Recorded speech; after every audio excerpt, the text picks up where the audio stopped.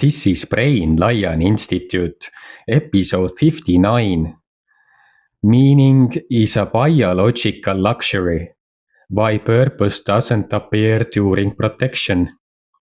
Many people ask, why don't I feel driven anymore? Why doesn't anything excite me yet? Why do I feel calmer but also directionless? This is often misunderstood as a psychological problem. Biologically, it is not. Meaning does not emerge in survival. When the nervous system is organized around protection, the body allocates energy only to what keeps it alive. Monitoring, reacting, stabilizing, conserving resources. There is no surplus for vision. Purpose is not ignored, it is postponed, because meaning requires spare energy.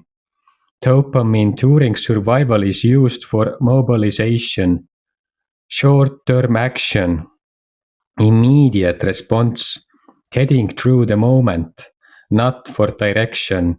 When safety becomes more predictable, the nervous system slowly exits protection. Only then does energy shift, not into excitement at first, but into availability. This is why the first phase after survival often feels flat. No urgency, no panic, but also no strong pull forward. Nothing is wrong. Your system is reallocating energy from defense to exploration. Meaning is not forced.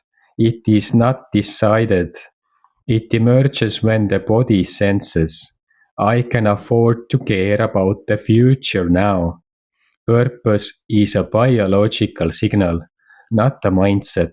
If direction feels quiet, if inspiration hasn't arrived yet, this is not emptiness. It is a transition phase.